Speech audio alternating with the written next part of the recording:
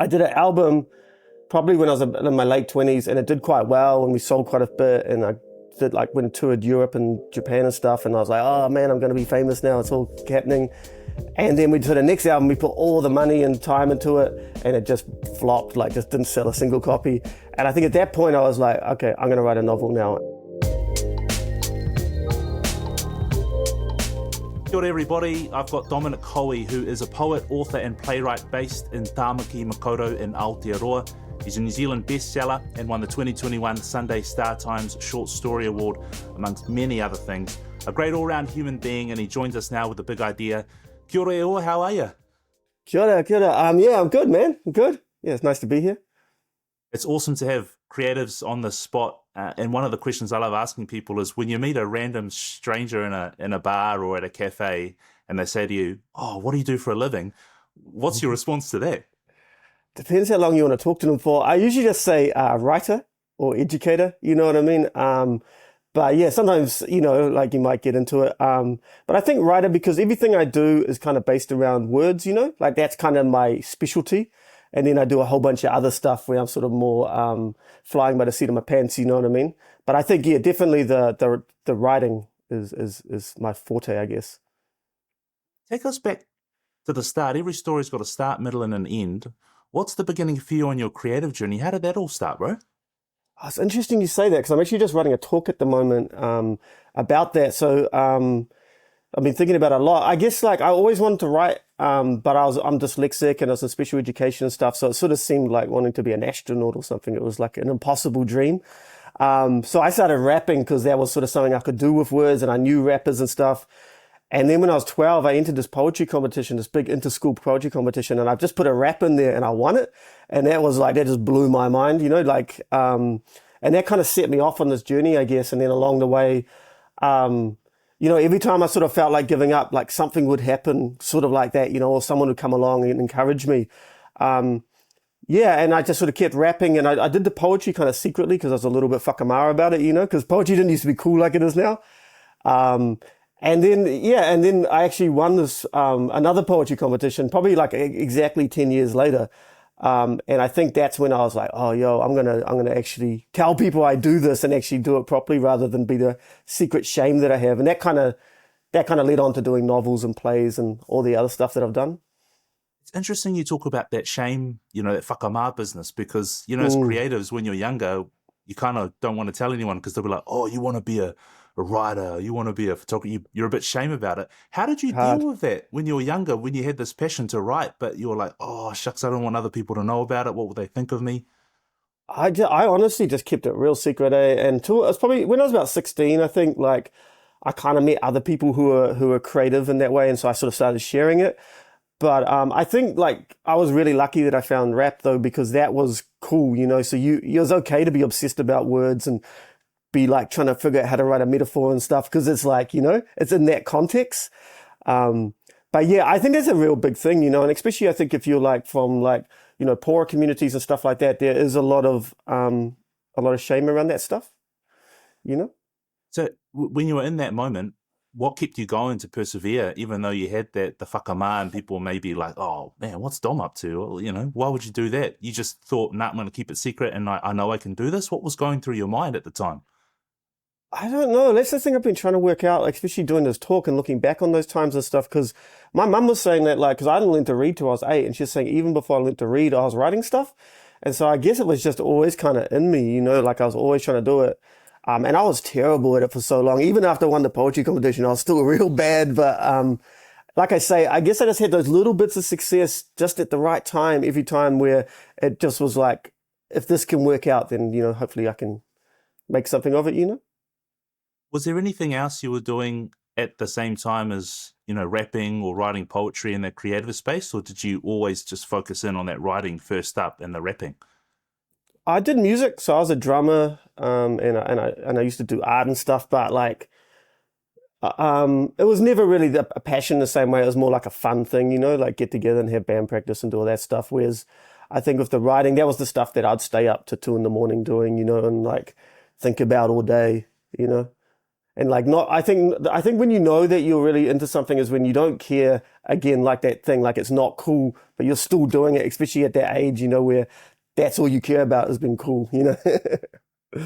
And was there a moment as you were going through that, I'm going to keep doing this regardless of what anyone else thinks, to the point where other people started to look, and instead of being, oh, what are you doing? They were like, oh man, he's pretty good. He's got some talent here. Did you see that from the outside world when people saw your talent in that creative field of being able to rap and write poetry, where it was starting to be recognized? Yeah, I think it was probably when I got my first record deal. So I would have been like 22, 23, and I think around that time. So like, because that's something that's tangible that people outside of the sort of hip hop community could understand, and I sort of won some rap battles, and so sort of everything sort of started coming together at the same time, and like, yeah, that was pretty buzzy because it was literally like everyone being like, man, you're still doing that, to being like, oh, yo, you did, you won the thing, or you got this, and giving you high fives and stuff. So, um, yeah, no, it was definitely like night and day. How do you find that space? Because like creativity and being in the creative scene isn't like a hard yes or no way. There's a Mm. nuance to it. How did you find that when people started recognizing that there was a talent here, and like there's something here that could be appreciated by other people? How did you find? Was there a moment that clicked on, and you just started building on that? Um, Yeah, I guess just like I'm a big fan. Like what I always say to people is like when you get an opportunity, just grab it and run with it. And I think the first couple of times opportunities came up, I didn't do that. I kind of fumbled them because I was a bit kind of, I don't know, deer in the headlights, kind of like, what? But after that, yeah, every time something comes up, I think you just got to grab it because you never know where it's going to lead. And I was actually just saying this at a talk recently that it's like when you're getting opportunities, you think, oh, this is just what it's like now, but that they inevitably end. And so I think you got to make the most of it while it's happening, just really build on it. Build on those networks, all of that kind of stuff. Because yeah, again, you just don't know like where things are going to take you. So you're in your 20s, you're rapping, you've won a few battles. What was the next? What was the next step in that story of yours? I just kind of did that for a long time, but again, like I was doing more and more of the performance poetry, getting a little bit of a name with that, but the music was the main thing. And then I did an album probably when I was in my late 20s, and it did quite well, and we sold quite a bit, and I did like went and toured Europe and Japan and stuff, and I was like, oh man, I'm going to be famous now. It's all happening. And then we did the next album, we put all the money and time into it, and it just flopped, like just didn't sell a single copy. And I think at that point I was like, okay, I'm going to write a novel now. And then that kind of shifted my focus because I couldn't really make excuses for still doing music in a professional capacity if it's not professional, if I'm not making any money off it.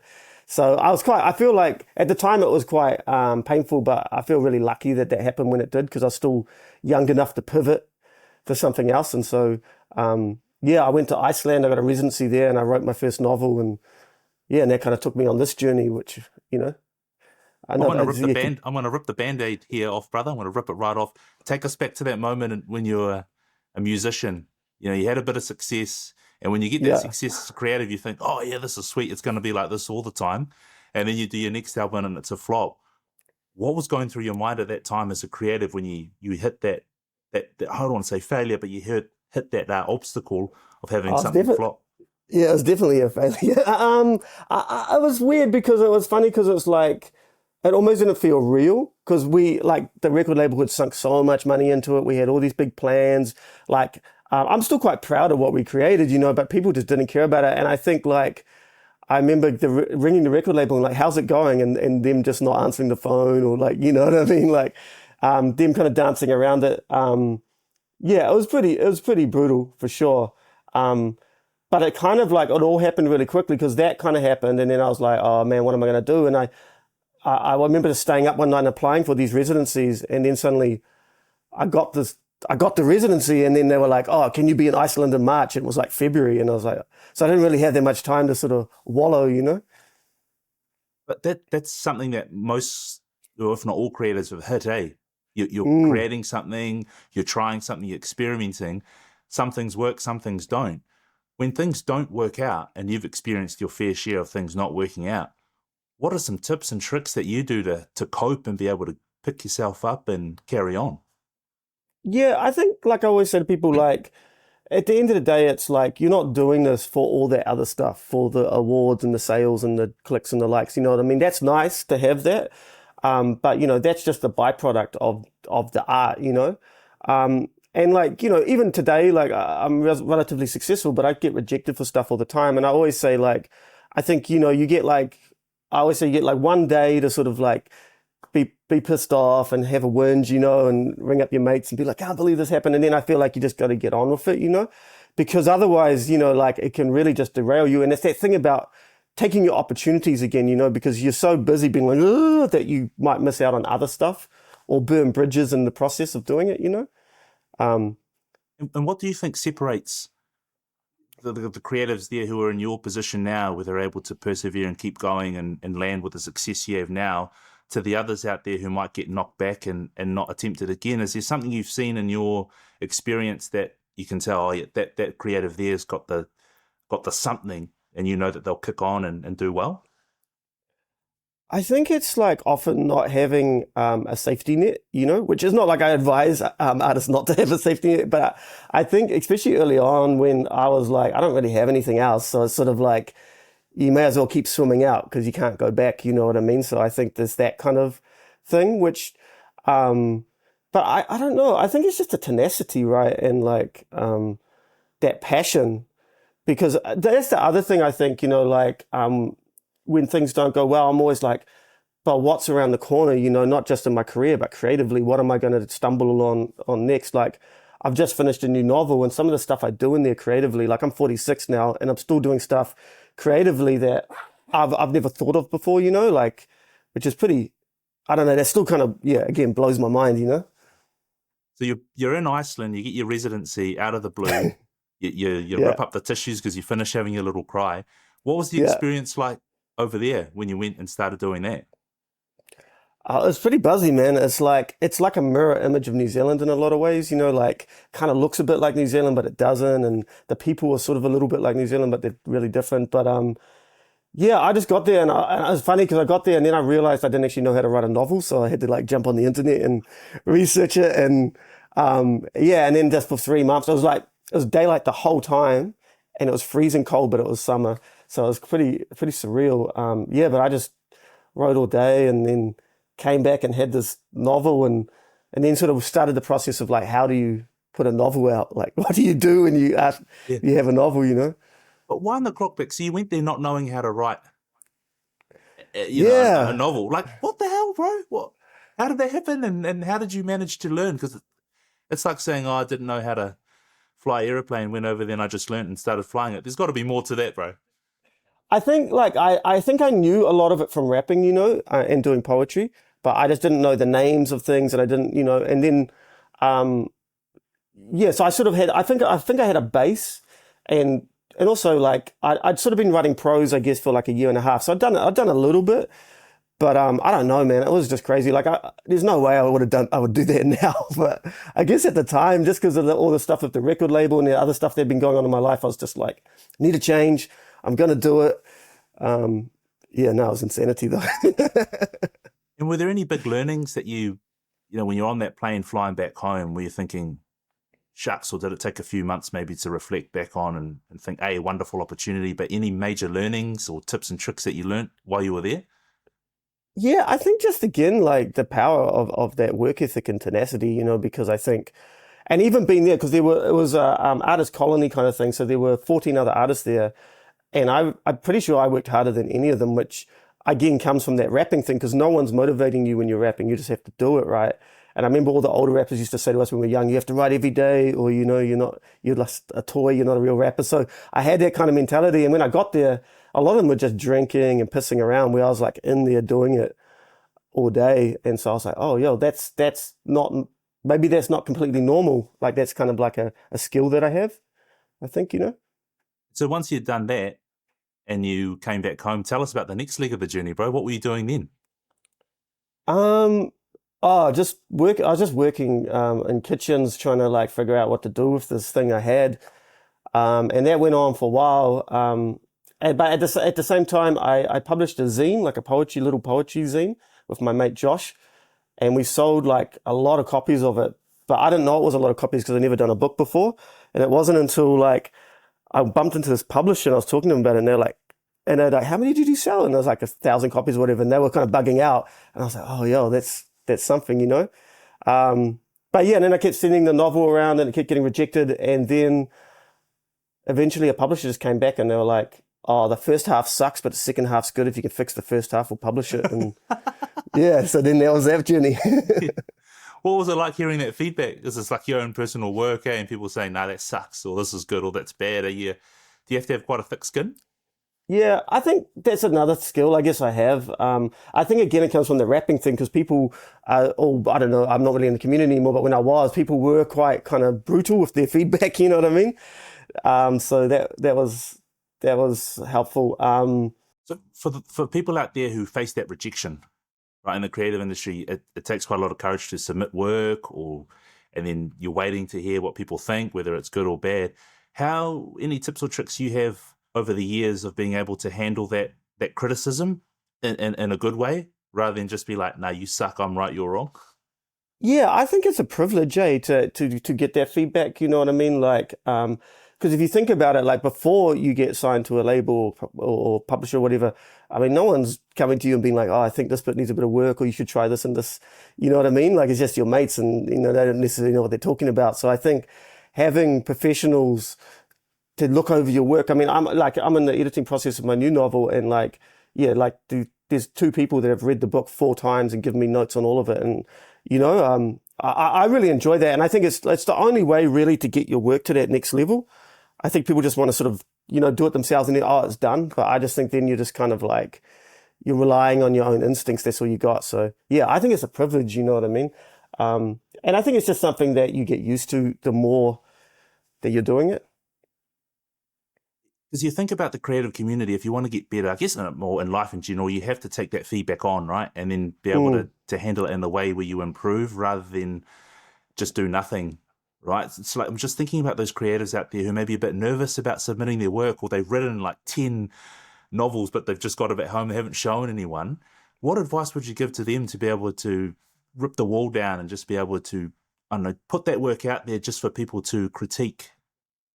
Yeah, I think like, you know, I can just go for it, you know, because it's like, again, it's the opportunity thing. You don't know what's going to happen, and it can't happen if you don't put it out. You know, I think so often artists are like making stuff in isolation, and then they're like, oh, why am I not getting recognized? And it's like, well, because no one knows about it. You know what I mean? You got to like put it out there. And again, like that's how you learn, right? It's not just the feedback from the industry, but also from your peers. You know, and I think like how you develop a style as well is by like putting it out and like, oh, this thing works, that thing doesn't work, I'm going to change this, you know. And also finding out who your audience is, because I think that like the audience I have now is not necessarily the audience that I thought that I would have. And I would have never figured that out if I was just sort of like, yeah, hiding away with my work, you know. Yeah, that's crucial, finding your right audience and playing to that strength there and knowing who you're talking to. Is there a group Yeah, of hard. people or that you lean on for help or look to for advice? Like, do you have any mentors that help you? Yeah, just mainly friends. Like I've got a lot of creative friends, and like we have like the kind of relationship where they send me stuff, I send them stuff. And because, you know, like I've known lots of them for like 20, 30 years, like they're totally comfortable with being completely kind of honest in a way that no one else is going to be, you know. So yeah, that's super helpful. And I think also like depending on like, you know, like in my last novel, Poor People with Money, there were a bunch of Māori characters from up north. So I got my mates who are from there, who are Māori, to read it and to give me that feedback as well. Because I just was like, you know, I want it to be authentic and all of that kind of stuff. So it just depends on like, oh, and also there's heaps of kickboxing. So I went to my mates who are fighters and be like, oi, does this sound for real? You know what I mean? So yeah, I mean, I love that aspect of it because I think that like often being an artist is so isolated. So when you get to go out to people and work together and collaborate, I find that super exciting. You know what I mean? Yeah. And is that where you draw your inspiration from for your creativity? Because I imagine you're the type of person who'll go out, you know, you go to your kickboxing mate or you go up north. How do you draw upon that or keep your creative ideas fresh? Are you constantly going out meeting new people, or is there a technique you have in that regards to make sure that you're always turning over that creative wheel? Yeah, I just like with like I pick things that I'm passionate about or interested in. So if kickboxing, like I really like combat sports, or like a lot of my friends and whānau from up north, so I spend lots of time there. It's a place that I really love. So I think that like putting that into your work when you have that kind of familiarity or passion about it, it comes through in the writing as well. And I think like with a novel, it's like, you might spend up to 5 years on it, so you want it to be about stuff that you care about, so that you can sort of keep that passion and interest. You spend a lot of time helping out youth, bro, mentoring Mm. and whatnot. And I'm just imagining if I could be a fly on the wall in some of those classrooms, what are some of the most often asked questions you get from other young creatives or rangatahi about, what's a creative? The careers day back in school when people rock up and go, I'm a plumber, I'm a sparky, or I'm this and that, and you're a creative, a Yeah. playwright and a writer. What are some of the questions or things you hear from the rangatahi when you're doing these workshops? I think a lot of it is not so much a question, but it's sort of like a lack of belief that they can do it. And so many of the rangatahi are like already at a sort of like almost a professional level at what they're doing. But it's just that belief, you know what I mean? And so much of my job is just being like, yeah, of course you can do it. Look, I'm doing it, you know what I mean? You know me, and then such and such over there is doing it, and they're not special, you know what I mean? So I think like, yeah, just encouraging people um and I talk a lot about my journey, like being dyslexic. I don't really have a formal education and stuff. So use that to give them like confidence that like anyone can do this, you know what I mean? It's just a matter of turning up every day. Yeah, being open to that feedback, like all those things that we talked about. And yeah, and some of them already have gone on to do really incredible stuff, which is so awesome when they do it, and just sort of like knowing that you had a small part in that journey is pretty cool. It's me because I spent some time in Auckland out in Southside and a bit of time at the Mangere Arts Centre. And I remember Oh, going nice. to along to a few things there, and just some of the creative stuff coming out from some of the people there was pretty unreal.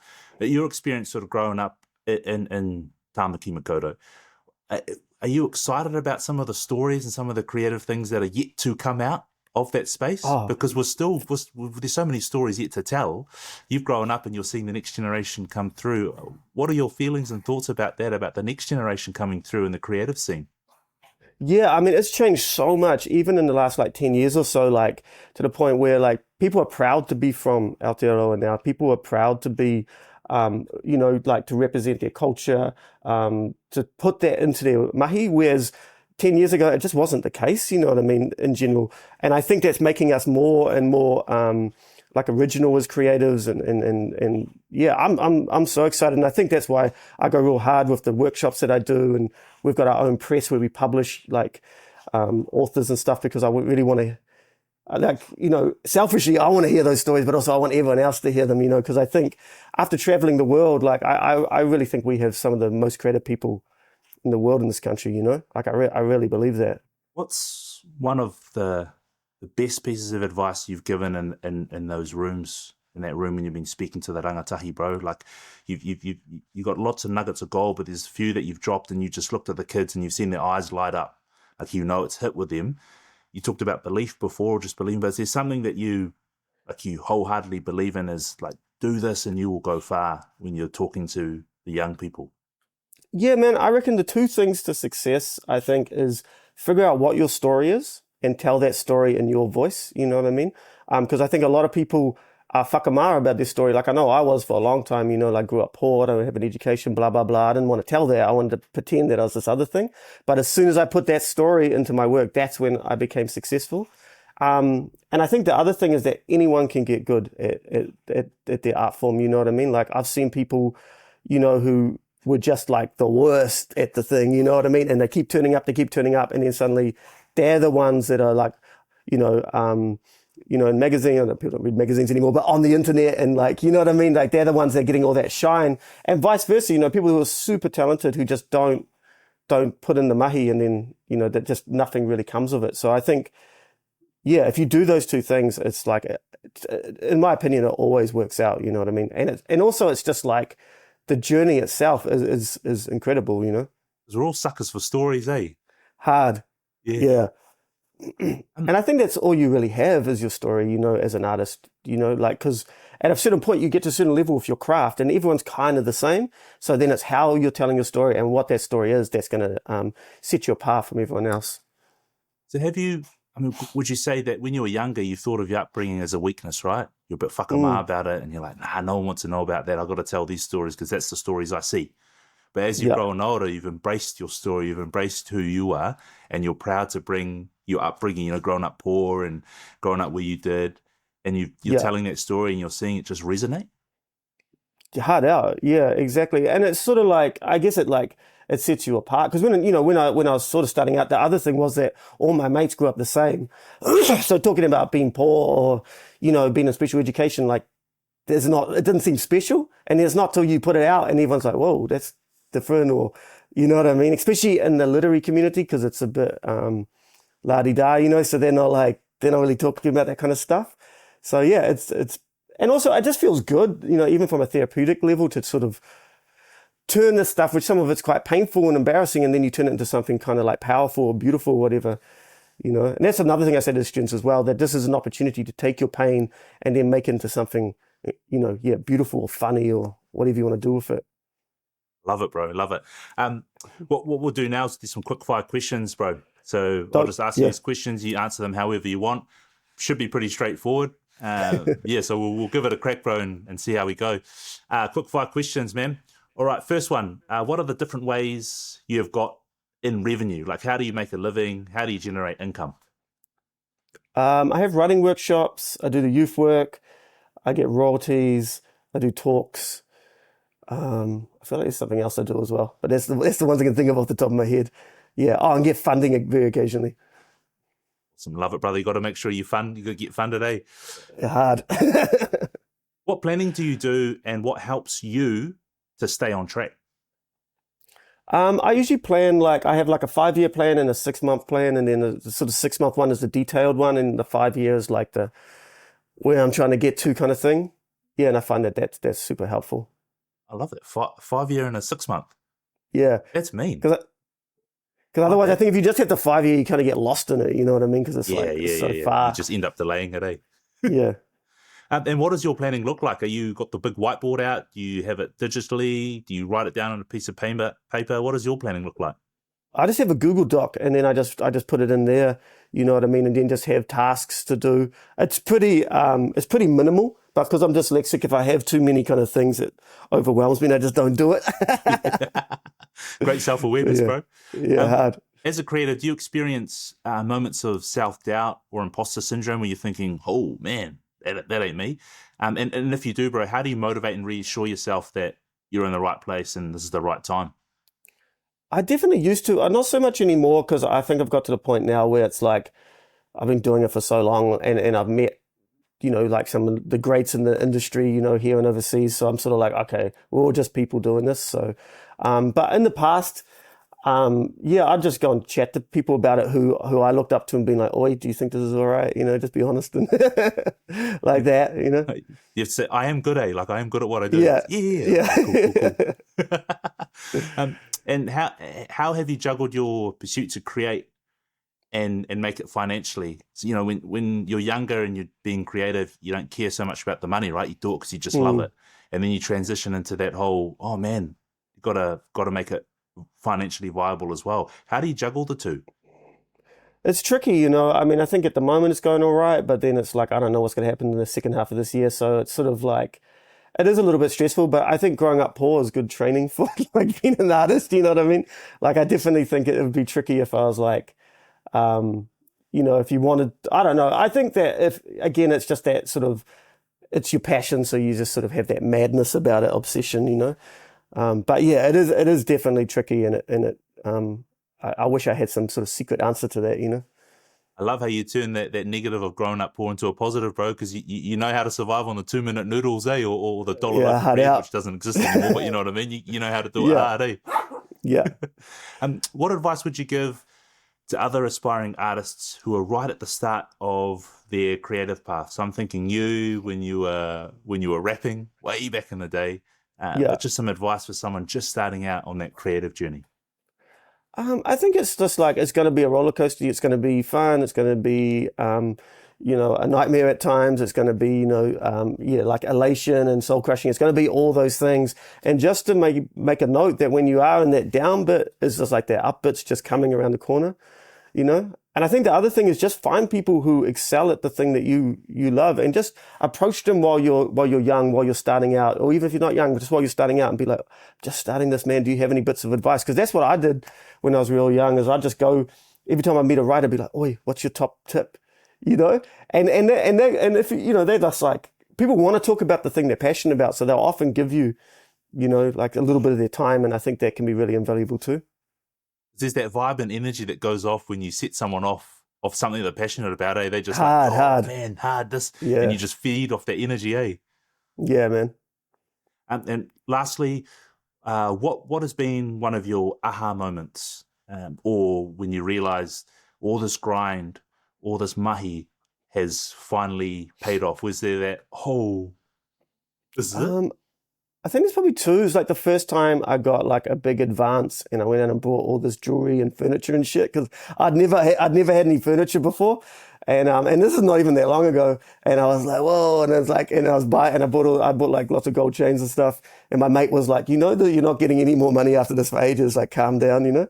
And then I met the writer Irvin Welsh, who wrote Trainspotting, and I gave him my novel. We performed together, and I was like, hate to do this, but you know, you kind of inspired me to become a novelist. And then he emailed me and was just to let you know, that's the best book I've read in years. And that was like, that to me just felt like I've done it. You know what I mean? To get that kind of feedback from someone like that, you know, and yeah, that was pretty dope. That's crazy. Yeah. I just sort often of you don't pinched myself. see that the end of the road. Well, it's not the end of the road. Often you don't see that point in time when you're so far back on the grind, eh? All you see is the wall in front of you, just constantly trying to grind, and then you finally break through the tunnel, eh? And you see the light, and it's like, oh, it was worth it. Yeah. Well, I mean, I guess it's that thing you say about the imposter syndrome. I think that's where the point was, like, oh, well, I must be doing something right if he's saying that, you know what I mean? Because he's got nothing, there's nothing, no benefit for him to tell me that. So that was like, yeah, that was a pretty cool moment. Awesome. Mean brother, that's us, bro. Anything else choice, you know, advice you were given, or something that is top of mind for you that's super important for other creatives out there in terms of, you know, staying on the grind, or just learning, just good advice that you've heard or you have? I think the main thing is just be open-minded, you know, be open to experiment, to fail, to feedback, to constructive criticism, all of that stuff. Because I think if you got the work ethic and you have that, like, again, I just think you can't go wrong. You know what I mean? And I think also look outside of your discipline for inspiration. So if you're a writer, look to music, you know, if you're a painter, look to whatever, you know, like just look to these different things, because I think that way your work is going to have texture and be vibrant, you know? Yeah. And then I think you'll be all good.